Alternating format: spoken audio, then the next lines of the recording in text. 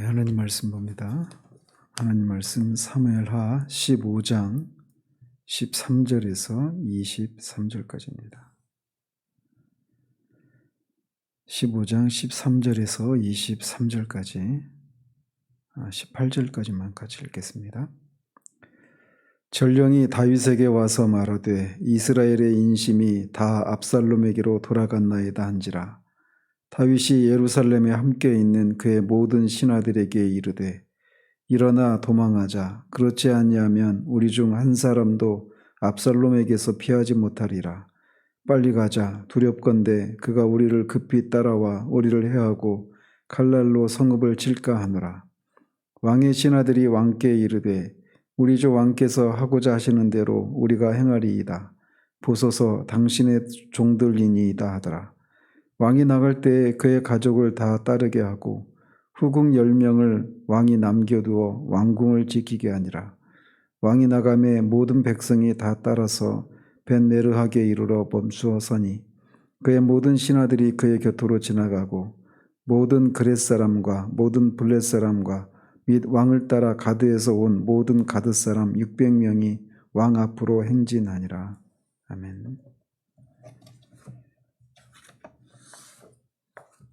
어제는 압살롬이 4년에 걸쳐 모반을 준비하다가 헤브론에서 마침내 반역의 봉기를 든 거를 살펴보았습니다.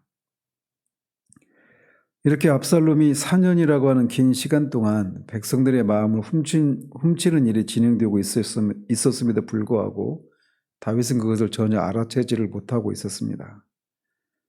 그러다가 압살롬이 헤브론에서 이 반역의 횃불을 올린 후에야 전령으로부터 이스라엘의 인심이 다 압살롬에게로 돌아갔다라고 하는 청천벽력과도 같은 급보를 듣게 됩니다. 이것을 통해서 압살롬의 이 반역의 봉기가 큰 성공을 거두었다라고 하는 것을 말해주고 있는 것이죠. 이제 압살롬은 스스로 왕이라고 하는 것을 이렇게 천명하지 않아도 백성들의 인심이 다 그를 따르고 있었기 때문에 백성들의 그런 추대를 받을 수 있는 그런 지경에까지 이르게 된 겁니다. 그래서 어제도 말씀드린 것처럼 이 장기간의 전쟁에 따른 어떤 징병 문제랄지 강제 노역이랄지 또 세금의 부과 이런 것들로 인한 불만 이런 것들을 가졌던 이 백성들이 압살롬이 이렇게 권력을 찬탈하기 위해서 스스로 봉기하자 거기에 대거 그렇게 마음이 기울여져 갔던 겁니다. 이렇게 전령으로부터 급보를 들은 다윗은 압살롬이 일으킨 이런 폐역무도한 반란과 그 반란군들을 진압하기 위해서 그 진압군을 일으켜서 그들을 맞서 싸우러 나가거나 또는 예루살렘 성이 천의 그런 난공불락의 요새이지 않았습니까? 그래서 그 요새에 남아서 이 압살롬의 군대를 맞서 싸우려고 하지 않고 도망치기에 급급한 그런 모습을 보여줍니다. 다윗이 비록 이때는 나이가 이제 50대 중반은 좋게 되었을 그런 나이인데 이 나이임에도 불구하고 여전히 그런 백전노장의 그런 그 용사였고 또 그에게는 요압이나 또 브나야나 이런 많은 그런 장군들이 용사들이 남아 있었기 때문에 얼마든지 압살롬과 맞서 싸울 수 있는 그런 상황이긴 했습니다. 그럼에도 불구하고 그가 도망치기에 급급했습니다. 물론 압살롬의 군대에 가담해서 이 압살롬을 따르는 사람들이 많았기 때문에 다윗이 전략상 이렇게 도망쳤다 이렇게도 볼 수 있겠지만 더 근본적인 그 원인은 크게 두 가지라고 볼 수 있습니다. 하나는 이 백성들에 대한 배려 때문에 이 예루살렘을 비우고 도망쳤다 이렇게 볼 수가 있습니다. 즉 다윗은 예루살렘을 사수하기 위해서 압살롬의 군사와 싸우게 되면 필연적으로 수많은 그런 그 이스라엘 백성들이 죽게 되는 그런 일이 일어나게 될 것이란 말이죠. 그래서 그런 일이 일어나지 않도록 하기 위해서 압살롬에 맞서 성에서 싸우기보다는 도망치는 그런 길을 택했던 겁니다. 그리고 신앙적인 측면에서 보자면 이 일은 나단 선지자를 통해서 하나님이 너의 집에서 칼날이 영원히 떠나지 않도록 하겠다 이렇게 말씀하셨던 것에 대한 성취이기도 합니다. 그래서 그는 이것이 하나님의 징계 차원에서 일어나는 것이다 라고 하는 것을 알고 하나님의 손길에 겸손히 순종하고자 하는 그런 마음으로 그렇게 성을 떠났다 이렇게 볼 수도 있습니다. 다윗이 이렇게 예루살렘에서 압살롬의 군대와 맞서 싸우기보다는 도망치는 길을 선택하자 다윗의 신하들도 자신들은 왕의 신하들이라면서 다윗이 하고자 하는 대로 순종했다라고 화답을 합니다. 정말 당황스럽고 혼란스러운 그런 와중에도 다윗의 이 신하들은 다윗을 중심으로 똘똘 뭉치고 있는 그런 모습을 보여주고 있는 겁니다. 그래서 이런 충직한 신하들 덕분에 다윗은 피신 기간 중에도 좌절하지 않고 인내하면서 이 어려움을 잘 극복할 수 있게 되죠. 물론 더 근본적인 원인은 하나님과의 관계 회복에 있지만 말이죠. 이렇게 해서 다윗과 그의 신하들과 가족들 모두는 황급히 예루살렘을 떠나게 됩니다. 그러면서 다윗이 후궁 10명을 남겨두어서 예루살렘 성을 지키도록 그런 조치를 취합니다. 그런데 이 반란의 때에 예루살렘을 지키기 위해서 어떤 군인들이나 장군들을 남겨놓은 것이 아니라 후궁을 남겨놨다라고 하는 것은 쉽게 납득이 되지 않는 그런 모습입니다. 그래서 어떤 학자들은 이것을 후대의 필사자들이 이 나단 선지자의 예언이 백주 된다제 네 아내를 다른 사람이 차지하게 될 것이다 이런 예언을 하지 않았었습니까?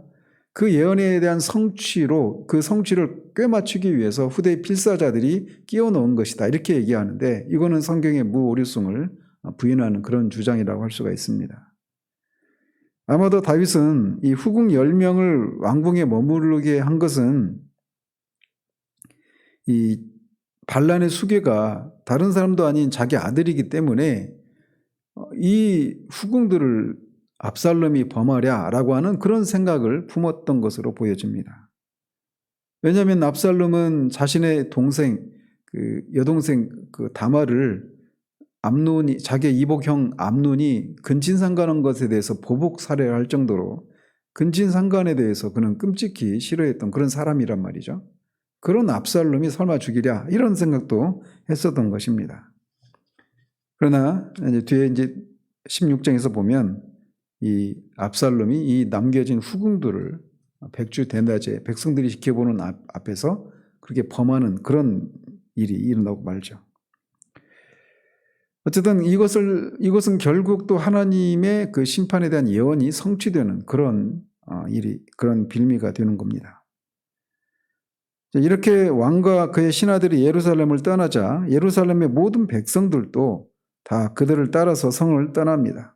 그리고 벤메르하기라고 하는 곳에 이르러 멈춰서는데 이 벤메르학은 예루살렘에서 여리고로 가는 길 중간에 있었던 다윗의 별궁으로 그렇게 학자들은 추정을 합니다.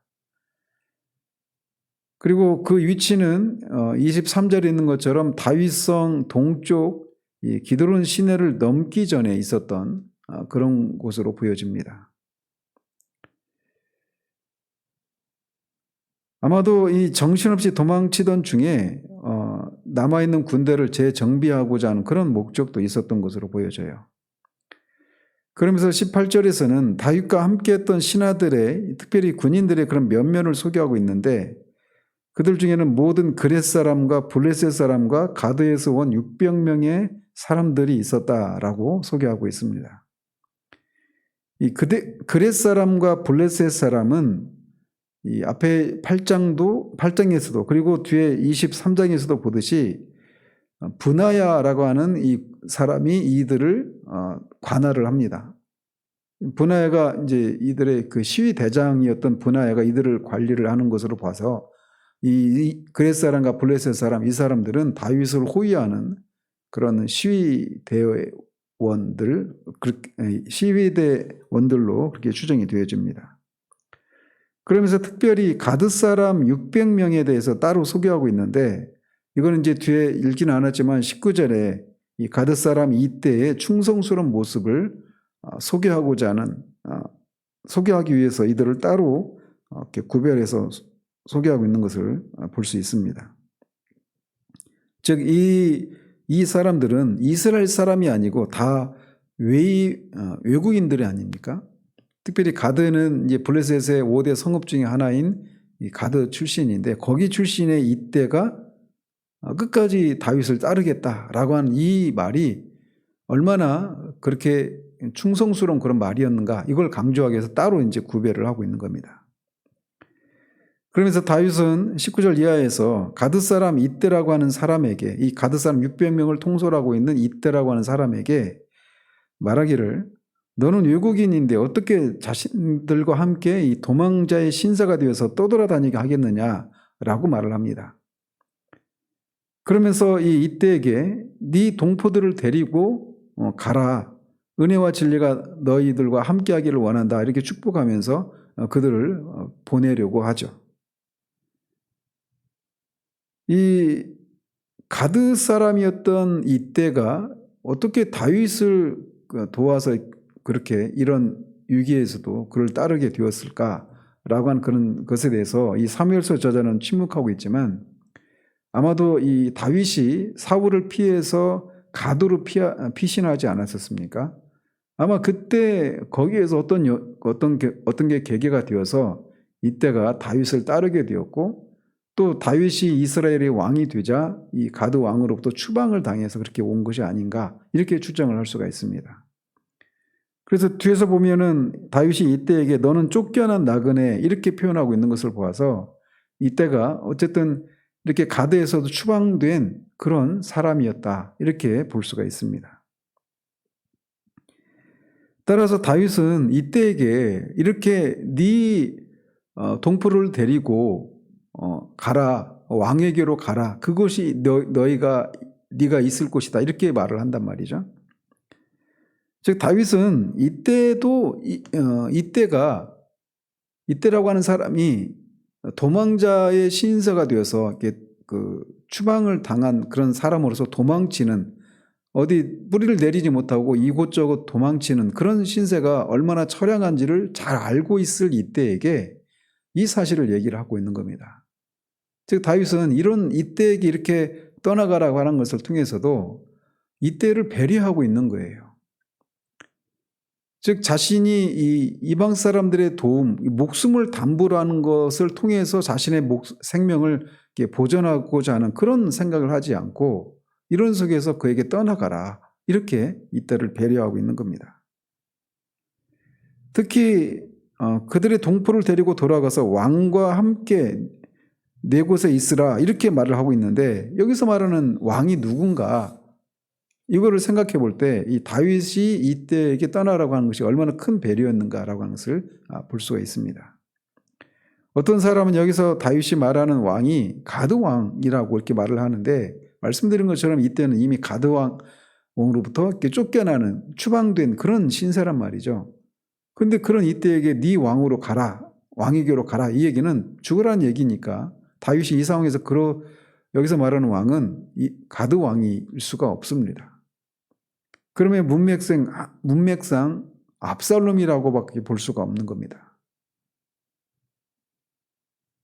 그런데 다윗은 왜 자신을 따르려고 하는 이때에게 압살롬에게로 돌아가라, 이렇게 말을 했을까요? 그것은 이때의 속마음을, 얼마나 자기에게 충성하려고 하는지 속마음을 떠보기 위한 이런 취지에서라기보다는, 지금 이방 땅에서 망명자라고 하는 위태로운 지위에 있었단 말이죠, 이때와 그 동포들이. 그런데 그들이 또 다윗을 따르게 되면 또 그들이 더 목숨의 그런 위협을 더 크게 감수를 해야 되는 그런 상황이 된단 말이죠. 그래서 이 다윗은 새롭게 그 세력을 키우는 신진 세력인 압살롬에게 가서 너희들의 생명을 부지하라, 이렇게 얘기를 했던 것입니다. 그렇지만 이때는 여호와와 다윗이 살아계심을 걸고 맹세를 합니다. 그래서 사나 죽으나 자신은 다윗이 가는 곳에 함께 끝까지 따르겠다라고 아주 충성스러운 맹세를 합니다. 이때 이런 이때 이런 말이 어디서 본 듯하지 않습니까? 그렇습니다. 룻기에서 나오미에게 이 오르바와 이 룻에게 며느리 두 며느리에게 나오미가 너희들의 조국으로 돌아가라. 동포들에게도 돌아가라. 이렇게 얘기했을 때 룻이 끝까지 그 어머니의 하나님이 나의 하나님이 되시고 어머니의 백성이 나의 백성이 되겠다. 그러니 나를 쫓아내지 말라고. 그렇게 하면서 끝까지 시어머니를 부쫓았던 그 룻의 그 말을 연상시키게 하는 이런 충성스러운 말입니다. 아마 이때는 계산이 섰겠죠.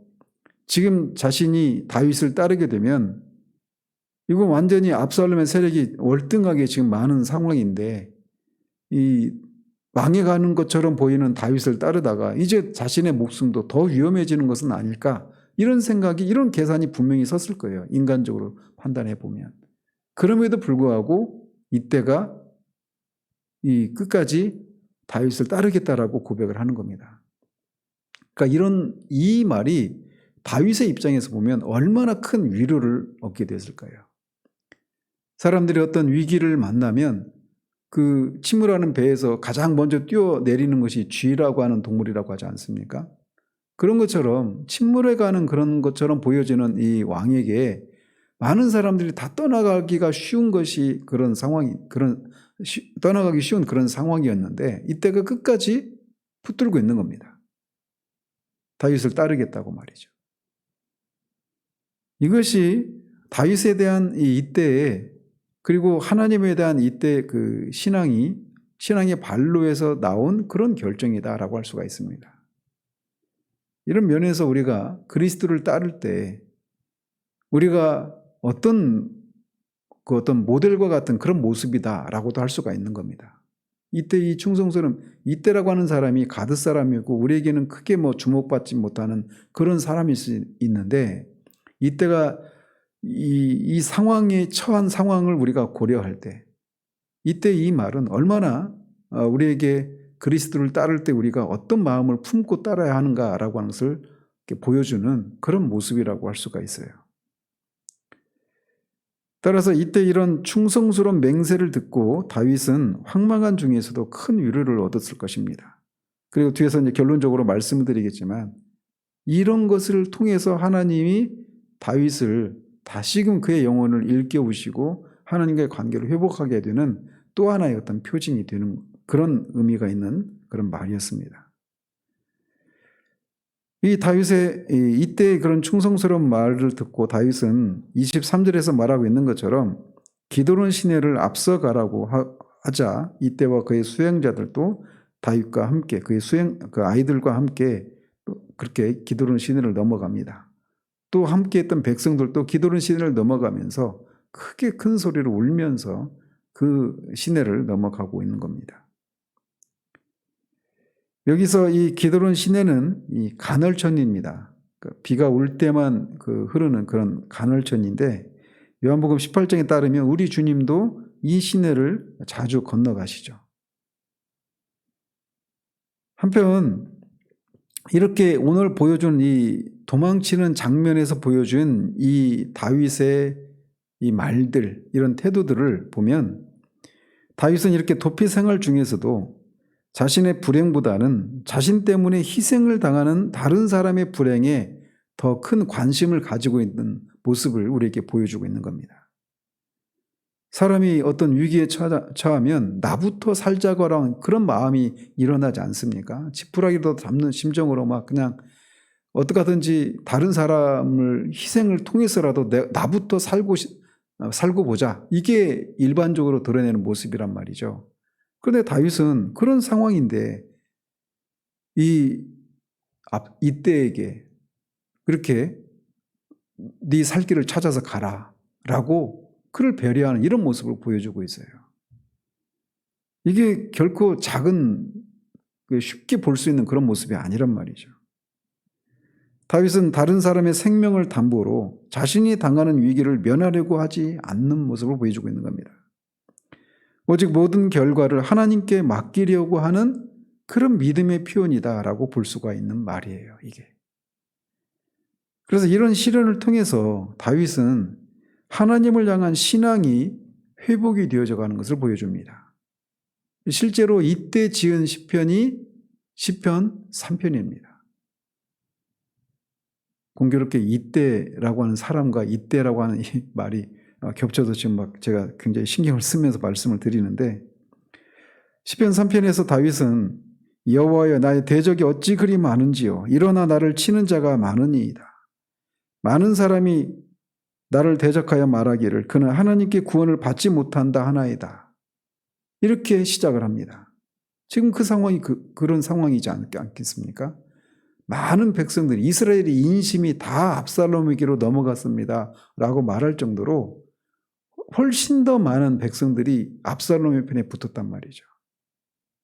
그리고 그런 일을 당하는 것이 다윗이 밧세바와 우리아를 범한 그 사건에 대한 하나님의 심판의 결과다, 이런 얘기를 하면서 그런 상황이니 다윗이 하나님의 도움을 받지 못한다, 이렇게 모든 백성들이 그렇게 생각을 하고 있었던 상황이었단 말입니다.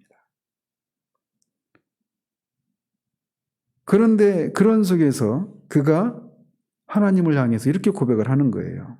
여호와여 주는 나의 방패시오 나의 영광이시오 나의 머리를 드시는 자이시니이다.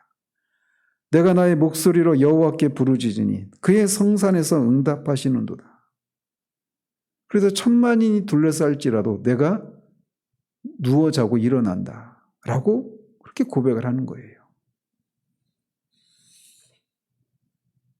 말할 수 없는 그런 고난이 한때 완악한 마음으로 하나님의 뜻을 저버리고 밧세바를 범하고 우리아를 살해했던 그런 다윗을 다시금 이런 하나님을 향한 그런 신앙을 회복시키는 그런 계기가 되고 있는 겁니다. 암논이 죽을 때도, 암논이 다말을 범할 때도, 또 압살롬이 그 암논을 또 보복할 때도, 그런 과정 속에서 수년 동안 다윗이 그 하나님을 향해서 이렇게 시편 3편에서 보여주는 것 같은 그런 모습이 나타나지 않고 있었어요. 그런데 이 압살롬으로부터 자식에게 쫓기는 이 일처럼 다윗의 인생에서 가장 큰 시련과 수치가 바로 이 시기라고 할 수 있단 말이죠. 근데 그런 일을 당할 때 오히려 하나님을 향한 그의 신앙이 회복되는 모습을 보여주고 있는 겁니다. 그런 속에서 그렇게 어떤 마음이 완전히 가난해진 그런 상황 가운데에서 하나님을 바라보고 있는, 하나님을 바라볼 수밖에 없는 그런 상황 가운데 하나님께서 이때라고 하는 충성스러운 신하를 통해서 다윗의 마음을 위로하고 있는 거예요. 사나 죽으나 내가 끝까지 왕을 따르겠습니다. 그런 면에서 이 상황은 한편에서는 가장 수치스럽고 고통스러운 그런 시련의 시작이지만 또 다른 편에서 보자면 하나님을 향한 다윗의 신앙이 회복이 되어지는 그런 상황이고, 그것에 대한 그런 표로 위로의 차원에서 하나님이 이때라고 하는 사람의 그 충성스러운 그런 순종을 통해서 다윗을 위로하고 있는 거예요. 그러면서 다윗이 시편 3편에서 보고 있는 것처럼 비록 자신이 자신의 죄를 인해서 이런 심판을 받고 있지만 그럼에도 불구하고 여호와는 나의 구원이시고 방패시다라고 말하며 하나님을 바라보게 됩니다. 그때 그 다윗의 마음, 하나님의 은혜가 아니면 정말 이런 긍휼을, 징계 중에도 하나님의 긍휼과 자비를 구하며 하나님을 바라볼 때 그 다윗의 마음이 바로 그게 상한 심령입니다. 우리 영혼이 하나님과의 관계를 회복한다라고 할 때 가장 두드러진 표지가 있다라면 바로 그 상한 심령이에요. 상한 심령이 우리 가운데 있을 때 비로소 우리는 하나님을 향해서 다시금 우리의 신앙이 회복이 되어지게 됩니다. 그리고 이때가 이 다윗을 이때 처음으로 다윗을 시위하고 보호하는 일을 처음으로 한 게 아니라 이미 그전에도 계속 해오지 않았겠습니까? 근데 이때 그 수행을 당연한 것으로 받아들였을 이 다윗이 지금 이 상황에서는 당연한 것으로 여기지 않고 당연하게 여겼던 것들이 얼마나 자기에게 그런 감사한 그런 일인가라고 하는 것을 새삼 새롭게 느꼈을 것입니다. 하나님과 관계가 회복되어질 때 이렇게 우리의 마음이 비록 시련은 가운데 있어도 하나님의 은혜를 바라보며 하나님을 바라보게 하는 그런 은혜를 구하는 그런 상한 심령이 회복되어지고, 우리 그런 받을 자격이 없는 자신에게 베푸신 하나님의 은혜가 정말 크다라고 하는 그런 우리가 누리고 있는 그 모든 것들에 대한 감사가 새롭게 회복되어지는 것, 이런 것이 하나님을 향한 신앙이 회복되어지는 그런 사인이라고 할 수가 있습니다. 이 아침에도 우리 가운데 우리가 기도할 때 그냥 형식적인 그런 기도나 또는 신앙의 그냥 어제와 똑같은 그런 오늘이 아니라 정말 하나님 앞에서 다시금 우리의 신앙이 새롭게 살아있는 그런 신앙이 회복되어지고, 우리에게 베풀어지고 있는 모든 것들이 당연한 것이 아니라 진짜 감사로 우리가 받아야 될 것임을 다시금 우리가 새롭게 인식할 수 있는 그런 은혜가 있기를 바랍니다. 기도하겠습니다. 하나님 아버지, 다윗이 나단 선지자를 통한 그런 예언처럼 정말 그의 집에 칼이 떠나지 않는 그 예언의 가장 피크라고 할 수 있는 아들인 압살롬에게 쫓겨서 도망자의 신사가 되어 있는 그 처량한 신사 가운데서 다윗이 그런 속에서도 다른 사람의 생명을 담보로 나부터 살자라고 하는 그런 태도를 보이지 않고 오히려 다른 사람을 배려하는 그런 모습을, 그리고 그런 다윗에게 하나님이 이때라고 하는 충성스러운 신앙을 통해서 그의 마음을 위로하고 있는 이런 장면을 살펴보았습니다. 이 큰 시련을 겪는 과정 속에서 다윗이 하나님을 향한 신앙이 회복을 하고 있고, 또 자신에게 늘 당연하게 여겼던 것들에 대한 감사를 다시금 회복하는 그런 모습을 우리가 살펴보았습니다. 하나님, 우리도 다시금 하나님과의 관계 속에서 상한 심령을 회복할 수 있도록 은혜 베풀어 주시고, 하나님과의 그런 살아있는 관계를, 그런 신앙을 회복하는 것을 통해 우리가 다시금 살아있음을 볼 수 있는 그런 은혜를 허락해 주시기를 소원합니다. 예수 그리스도 이름으로 기도합니다. 아멘.